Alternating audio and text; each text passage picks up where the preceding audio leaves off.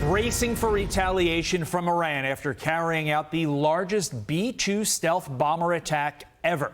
14 bunker buster bombs weighing 15 tons each were dropped on 3 Iranian nuclear sites, and the aircraft flew 18 hours and 6,900 miles from Missouri to those sites, with all of them leaving the area undetected, then another 18 hours back.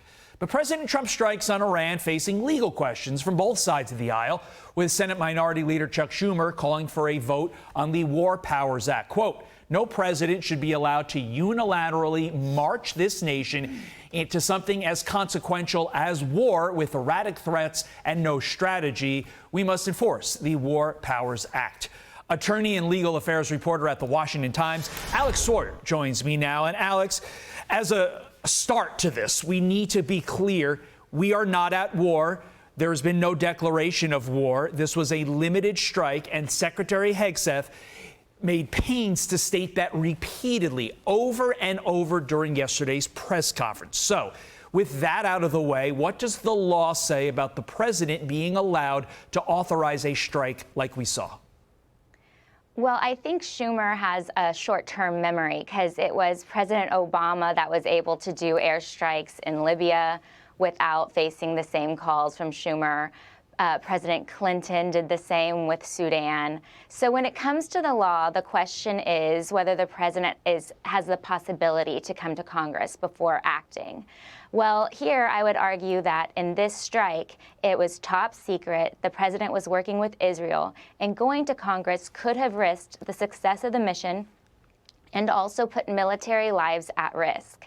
So, like you talked about, this is a bit putting the cart before the horse. If the president does want to deploy troops, then under that law, he can go to Congress and declare war. And then Congress would have 60 days to either approve that or not. But it has been clear. They've stated, Hegseth, Trump, Kaine have all stated, boots on the ground in Iran is really not on the table right now. So this thing would have to go way off the rails for that to happen. But you're right. Yeah, there's something that you mentioned that I want to follow up on. You mentioned the secrecy element, and I think that's so important here. Congressional Democrats, especially senior ones on committees like Intel and Foreign Relations, are complaining ad nauseum that they were not briefed in advance of this strike. Do they have a leg to stand on? Again, coming to you because you're the legal expert. Do they have a leg to stand on legally, especially in light of the need for abject secrecy here on a mission that was so secret? Right. They do not have a leg to stand on. First, Article 2 of the Constitution gives the president broad powers as commander-in-chief of the military.